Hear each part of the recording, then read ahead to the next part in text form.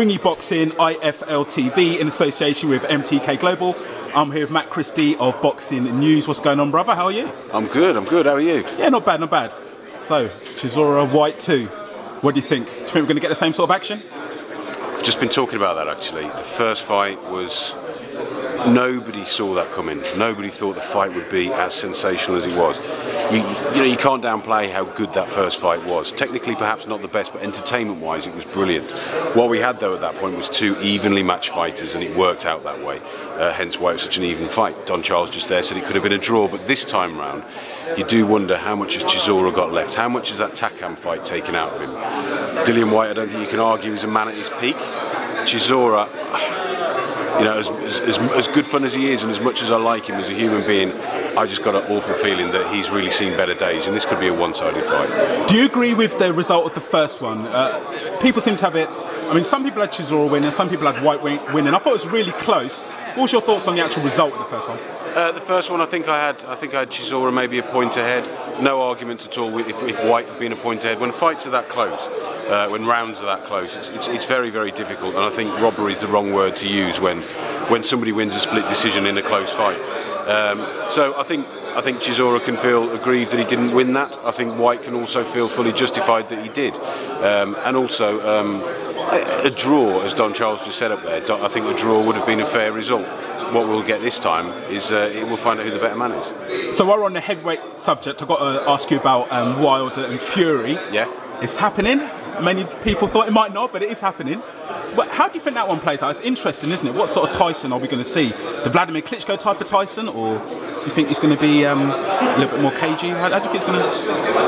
I don't think we know. We don't know. We've never known with Tyson Fury. I mean, for me, it's a fascinating fight. I'm not saying it's going to be the most exciting fight in the world, but it's absolutely fascinating. I honestly don't know which way it's going to go. My first instinct when it was made is that Deontay Wilder will be too strong. He'll stop him. Fury, all these years out the ring, won't have done him any good. Whatever shape he's in now, even if he's in the best shape in the world, it's exceptionally unlikely that we're going to see the very best of Tyson Fury in December. However, the Tyson Fury is one of the most intelligent fighters that we've seen in recent years. He will know exactly how to beat Deontay Wilder, so I give him every chance in the world. I mean, you either pick Wilder to catch up with Fury maybe rounds 6 to 8, or you go for Fury to win on points, and both scenarios are very, very easy to see. What went through your mind when you heard the announcement of Rocky Fielding-Canelo Canelo Alvarez? What's the first thought that you went through your mind? Flipping heck. Yeah, I was close to mine. It's a different F, I think. Yeah, maybe it was. Yeah. You know, there's two ways of looking at fights like this. You don't want to take a chance like this away from Rocky Fielding. That's the thing, isn't it? A lot of people are downplaying it, but it's like this is his opportunity, isn't it? He's money. You know, money. You don't want to take that away from him. You know, he's fighting at Madison Square Garden. All his dreams will come true. But then there's levels in boxing, and there's levels for a reason.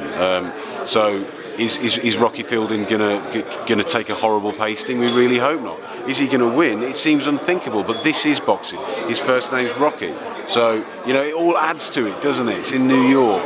It's a bizarre fight. But you can see, yeah. I mean, with all these WBA titles flying around, we're gonna get more and more titles. Yeah. We're gonna get more and more opportunities like this. But really, you know, my heart is saying that Rocky Fielding, as a man, all the years he's put into boxing, you know, it's potential. It could be a fairy tale. I really hope he's not going to be a nasty fight for him. Your boxing knowledge must be through the roof. Editor of Boxing News.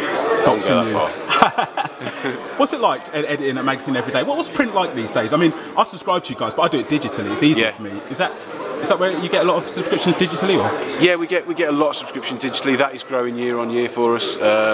It's very difficult to keep on top of. I don't think people know what it's like these days to kind of put a magazine together, a weekly magazine, which is still what we do. We've also got the website, which we're on top of, all our social media channels, you know, which are some of the biggest in the industry. That doesn't come easily, so it's not an easy process putting a magazine together. Long term, I think what you'll see is everything going digital, but there's nothing better than sitting down with a magazine in your hand and a cup of tea, is that?